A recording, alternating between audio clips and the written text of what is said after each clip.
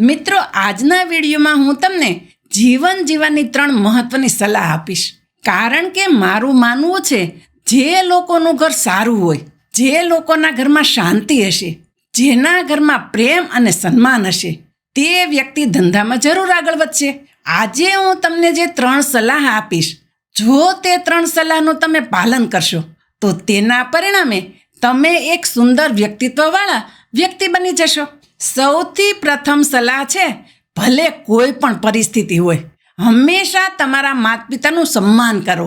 ભલે પછી પરિસ્થિતિ કોઈ પણ હોય, તમારો ધંધો ધીમો હોય કે તેજ હોય, તમે તમારા માતા પિતાથી વધુ આગળ વધી ગયા હોય અથવા તો તમે તેનાથી પાછળ રહી ગયા હોય, તમારે તમારા માતા પિતા સાથે વિવાદ થતો હોય, તમારા અને તમારા માતા પિતાના ભલે વિચાર ન મળતા હોય, પછી ભલે કોઈ પણ પરિસ્થિતિ હોય, જે લોકોએ તમને જન્મ આપ્યો છે તેનું તમે સન્માન જરૂર કરો. હું એમ નથી કહેતી તમે તે લોકોની બધી જ વાત માનો.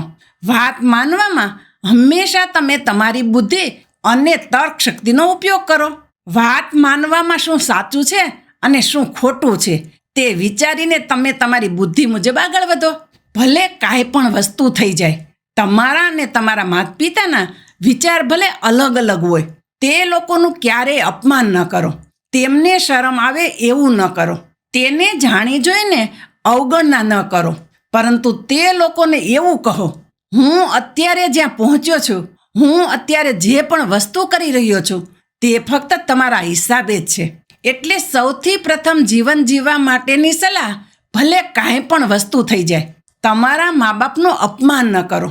જીવન જીવવાની ખાસ સલાહ નંબર 2, જ્યારે બાળકોનું પાલન કરવાની વાત હોય તો તેમાં બાંધછોડ ન કરો.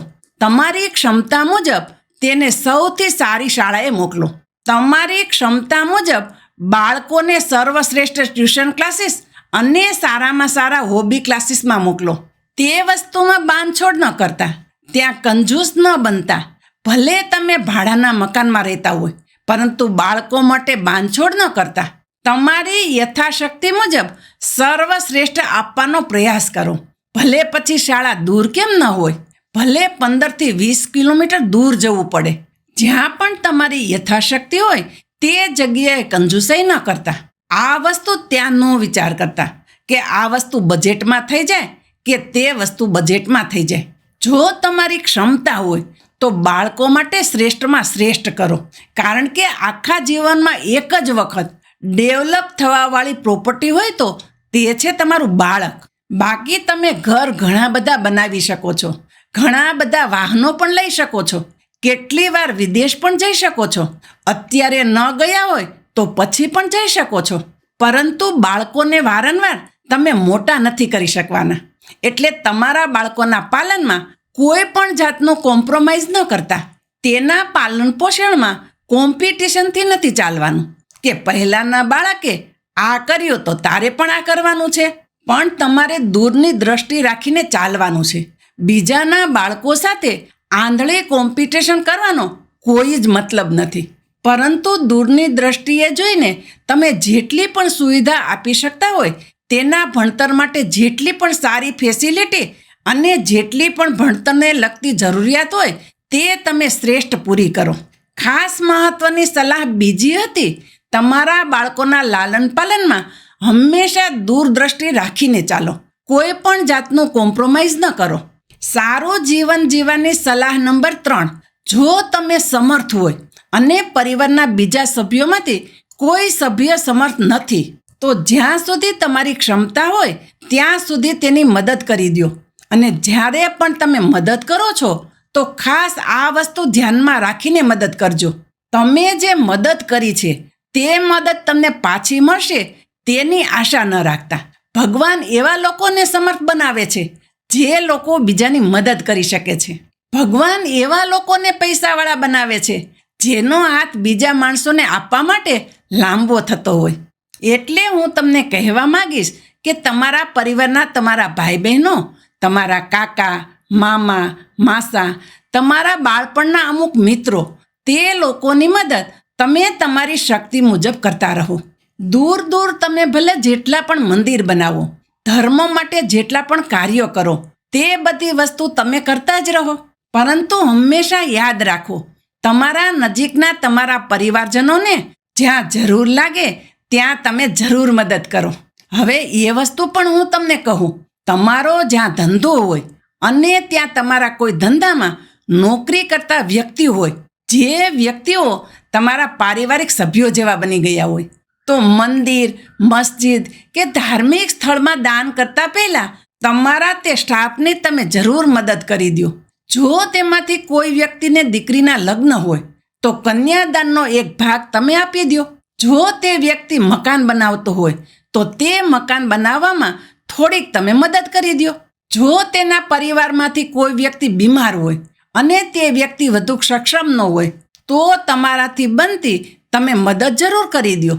અને જો તે વ્યક્તિ તેના બાળકોને સારી શિક્ષા અપાવી રહ્યો હોય અને જો તેના બાળકો ટેલેન્ટેડ હોય તો જેટલી પણ વસ્તુ તમારાથી થાય તે મહત્તમ વસ્તુ તેના બાળકો માટે કરવાનો પ્રયાસ કરો. કારણ કે તમારા ધંધામાં નોકરી કરતો વ્યક્તિ પણ તમારા પરિવારનો જ એક સભ્ય કહી શકાય. અને ખાસ કરીને હું તમને કહેવા માંગીશ કે જે વ્યક્તિ બીજાને આપવા માટે તૈયાર હોય તે વ્યક્તિને જ ભગવાન આ બધી વસ્તુ આપવા માટે સમર્થ હોય છે. જે વ્યક્તિ કોઈ વ્યક્તિને કંઈ આપી શકે તે જ વ્યક્તિને ઈશ્વર ઘણું બધું આપે છે. અને જે વ્યક્તિનો હાથ હંમેશા બીજા લોકોની મદદ કરવા માટે આગળ આવતો હોય તે વ્યક્તિના પોતાના જીવનમાં અને તેના પરિવારના જીવનમાં ક્યારેય ઘટ નથી આવતી. એટલે મારી તમને ત્રીજી સલાહ એટલી જ હતી, જો તમે સમર્થ છો, જો તમે ધનવાન છો, જો તમારી પાસે પૈસા અને પાવર બંને વસ્તુ છે અને જો તમે બીજા લોકોની મદદ કરી શકો છો તો થોડીક મદદ કરવા માટે હંમેશા તમારો હાથ આગળ વધારતા રહો. હંમેશા તમારા નજીકના વ્યક્તિઓની મદદ કર્યા પછી તે મદદ પાછી મળશે તેની આશા ન રાખતા. તકલીફ કોઈ વ્યક્તિને મદદ કરવામાં નથી, પરંતુ તકલીફ ક્યારે પડે છે તમે કરેલી મદદની સામે હંમેશા તમે એવી આશા રાખો છો કે તે વ્યક્તિ પણ તમારી એટલી જ મદદ કરશે. કારણ કે જ્યારે તમે પાછું મેળવવાની આશા રાખો છો ત્યારે તે સંબંધ નથી હોતો, તે એક પ્રકારનો ધંધો કહી શકાય, તે એક પ્રકારની લેવડ દેવડ કહી શકાય છે. અને આપણે પોતાના પરિવારના વ્યક્તિઓ સાથે આપણે વ્યાપાર ન કરી શકીએ. એટલે જો તમને આપવાની ક્ષમતા ભગવાને આપી હોય તો ભગવાનનો ખૂબ આભાર માનજો. કારણ કે ભગવાને તમને એવા સક્ષમ બનાવીને મોકલ્યા છે કે તમે કોઈક વ્યક્તિને કંઈક આપી શકો છો.